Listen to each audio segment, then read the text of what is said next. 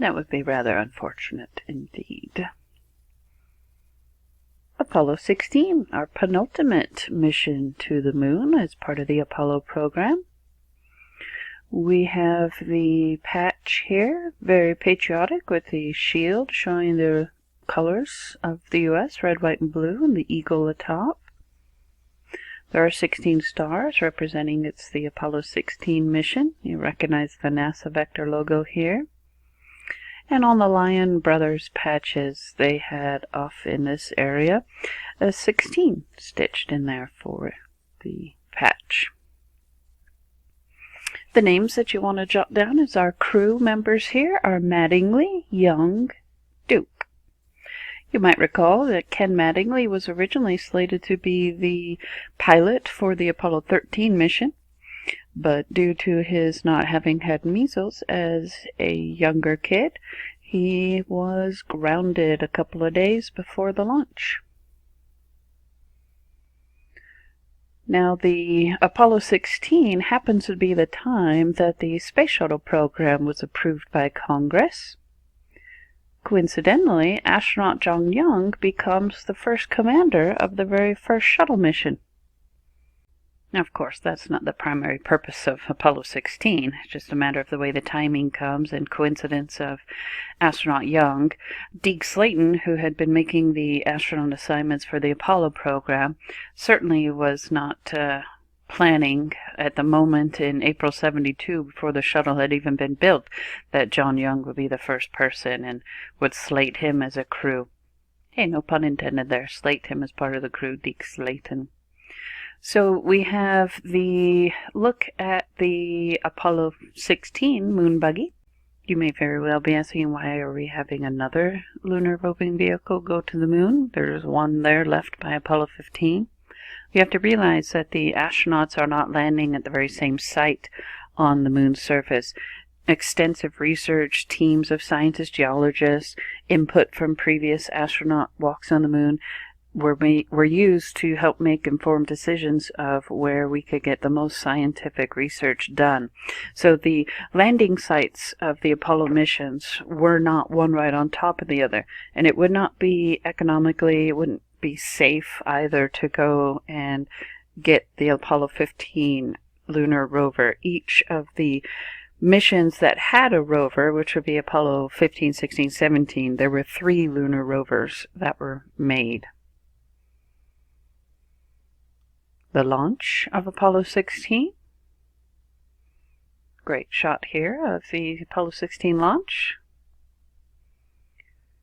Here we have Commander Young, you can tell by the red stripes, doing a nice salute, hop in the air of the patriotic moment of planting the flag on the moon. This is astronaut Young, who is in the shadow of what was dubbed a shadow rock. You see there's some large moon rocks, hills, craters, and here is astronaut Young in the lunar rover. Maybe. With Duke acting as photographer and Young as driver, they put the rover through a full test. Love the music. Man, you are really bouncing. Is he on the ground at all? That's 10 kilometers. Huh? He's got about 2 wheels on the ground. Okay, turn sharp. I have no desire to turn sharp. Okay, here's a Sharpie. Hey, that's great. He's a big rooster tail out of all 4 wheels. And as he turns, he skids. The back end breaks loose just like on snow. Come on back, John. Hey, the DAC is running. Man, I'll tell you, Indy's never seen a driver like this. Okay, when he hits the craters and starts bouncing, it's when he gets his rooster tail. He makes sharp turns. Well, that would definitely be fun to drive. Astronaut Charlie Duke left a memento on the surface of the moon. He left a picture of his family, and they signed the back of it. And then a little bit from the LEM, of course, they left a camera that could be used to film the ascent of the lunar descent vehicle. So this piece that was going to go back and rendezvous with astronaut Ken Mattingly in the command service module, named Casper, and the LEM had been called Orion. This is an image from Apollo 16 as they are coming back home. Or could have been an image as they were leaving Earth, but you can just make out the southern portion of the continent of North America, Central America here. And just moments before a successful splashdown, recovery of the astronauts, and then some images from the Lunar Reconnaissance Orbiter. This is the Orion LEM, the moon buggy. And the flag that astronaut Young planted, saluted, and this is an enlargement, so magnification of these images. And of course you see the footpath trails of the astronauts. And just a reminder of the Lunar Reconnaissance Orbiter from this page of your notes. We had some early images from the Lunar Prospector, and the latest ones I've been showing you of these Apollo missions have been images from the Lunar Reconnaissance Orbiter. Astronaut John Young's Apollo suit was on display in the Seattle Museum of Flight, and this is astronaut John Young's Apollo 10 suit. This isn't his Apollo 16 one, as it doesn't have that waist joint. This is the older Apollo suit, but it was still pretty cool to see in person through the acrylic glass, no less, but pretty impressive to see what these astronauts would have to wear in such confined spaces. And now, the final mission of the Apollo program, final one to have humans walk on the moon. Patch for Apollo 17. Depicting the Greek god Apollo, the moon over here, nice overlap of the eagle, kind of showing, left a little mark on the moon there with the U.S. presence. And then the Lion Brothers patches had in here, they stitched a 17 for Apollo 17, whose crew members are Schmidt, Cernan, Evans. And of course, Apollo 17 is going to do extensive scientific research as well on the moon, but it is the final lunar landing. We do have the date here highlighted, as we do need to have that in your notes. So December 1972, last time that a human has walked on the surface of the moon.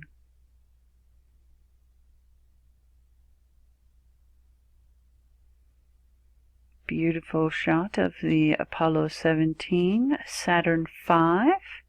Remember the 3 crew members we jammed into this capsule here, and their command service module capsule was called America, and the lunar module was called Challenger.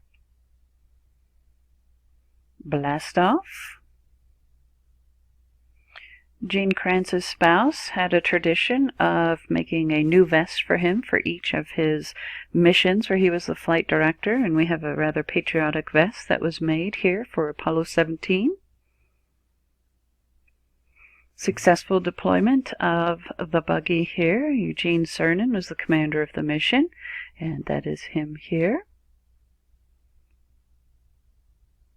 The footpaths and the landing site of the Challenger LEM, and the records for the longest EVA, extravehicular activity to date, were held here on these excursions by Harrison Schmitt and Eugene Cernan, or Gene Cernan.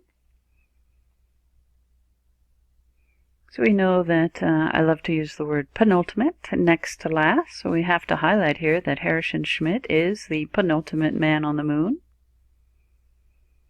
Here's a shot of him next to the Apollo 17 U.S. flag, the Earth in the distance there. We've got the lunar module there, and Harrison Schmitt is taking samples from the rock. Now, originally, Joe Engle was to be the other person to walk on the moon with Commander Cernan. However, with the cancellations of Apollo 18, 19, and 20, it was a lot of push from the scientific community that a scientist go on this particular mission rather than a full complement of military test pilot kind of personnel. And so Harrison Schmitt is a full-fledged geologist, and of course it would make sense that you want to send someone who is so skilled in the field of what this moon is just ripe to be studied by, and that is of course by a geologist. So Deke Slayton had originally put as the crew Joe Engle, Cernan, and Evans, but was replaced with Schmitt, who was scheduled to go, I think, on Apollo 19, and moved him up to the Apollo 17 final mission so that he could explore the moon in a way that no one but a geologist really could. Great shot of riding in the moon buggy. Just a pretty awe-inspiring photo here, looking at the Challenger LEM, this backdrop of the hills of the moon. The lunar rover is about a mile away from the LEM at this point. They eventually ended up being about 2.5 miles away.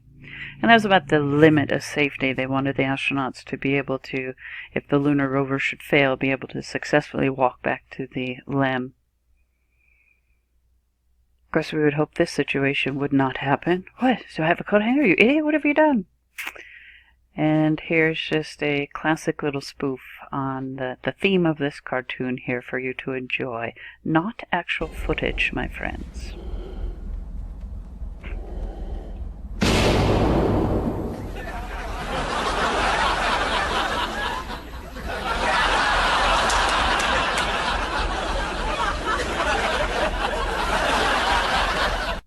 And just one more time, that's just a classic here.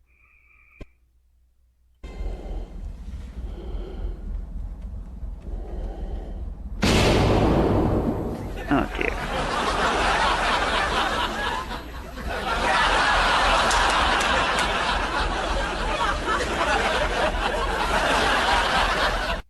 Laugh track or not, that's pretty funny. Not funny? Dear Henry, where were you? We waited, but finally decided that'd be terrible. Would you want to add to your notes, just as you have Neil Armstrong as the first person to walk on the moon, July 21st, 1969?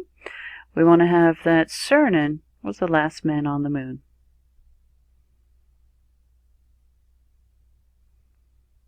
This is a great shot. He's covered in moon dust here.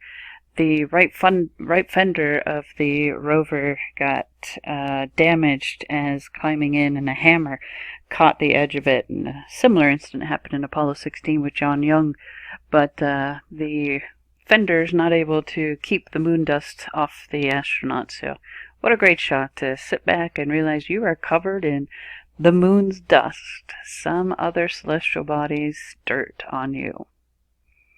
So here we have the two gentlemen in the Challenger LEM. Cernan, the last man to walk on the moon, and Schmitt, the penultimate man to walk on the moon.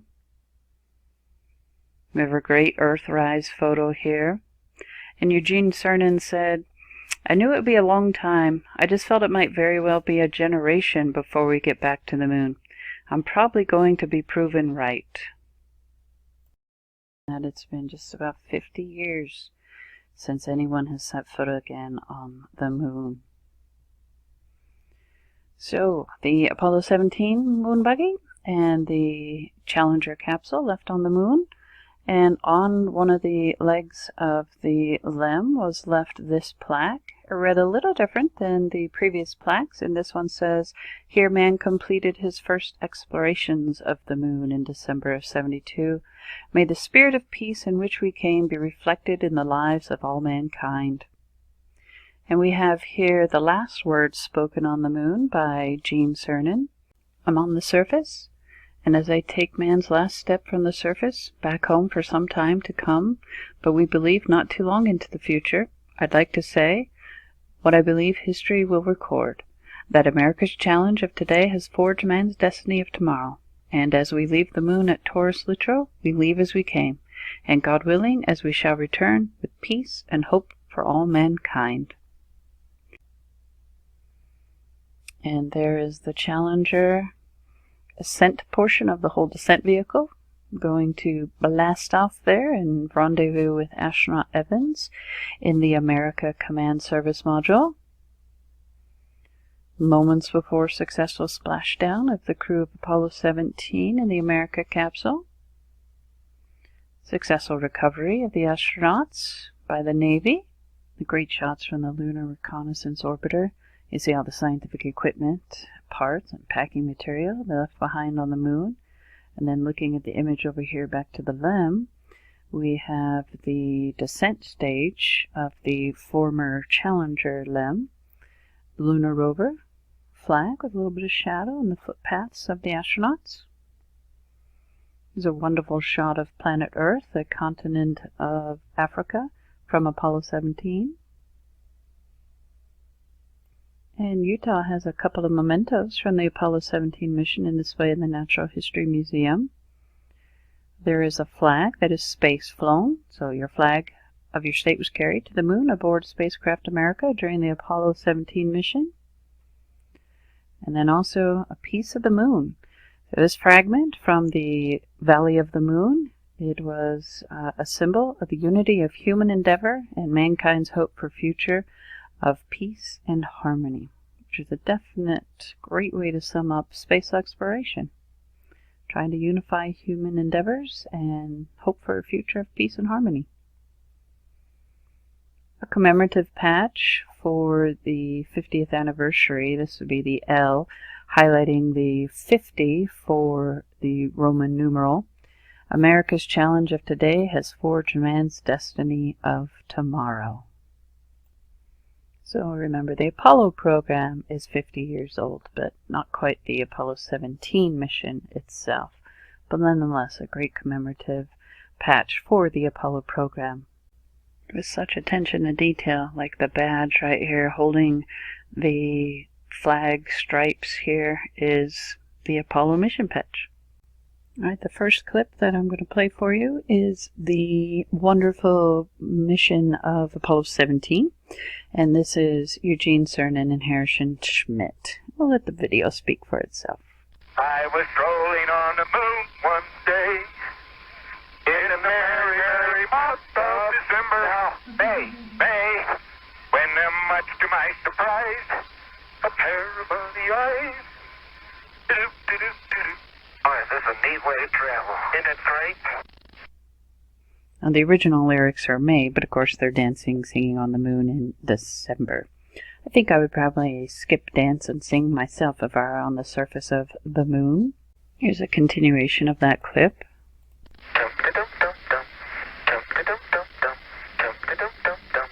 I like to skip along, but hey boy, skip. Or whatever you call it. I can't get my left leg in front of me.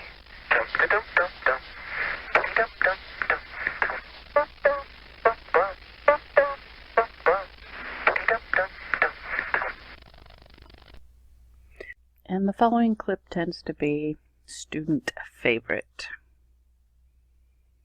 Enjoy. No, dadgummit. Jack Schmitt having a few problems.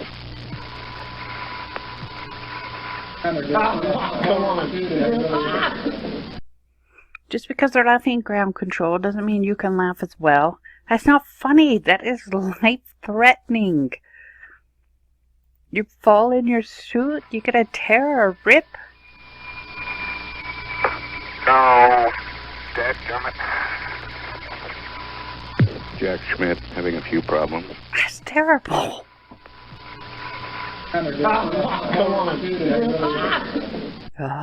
Laughter in stressful times. The Apollo program for NASA accumulated us to 7,506 hours in space. We'll leave you with this graphic that shows the landing sites of the Apollo 11, 12, 14, 15, 16, 17 sites. And you'll see why 16, 17, 15 each had their own lunar buggy, lunar roving vehicle. And then you'll see the accumulation of the EVAs, how far they travel. Obviously, 15 through 17 with the lunar roving vehicle able to travel much farther. And then also the amount of lunar samples that were brought home.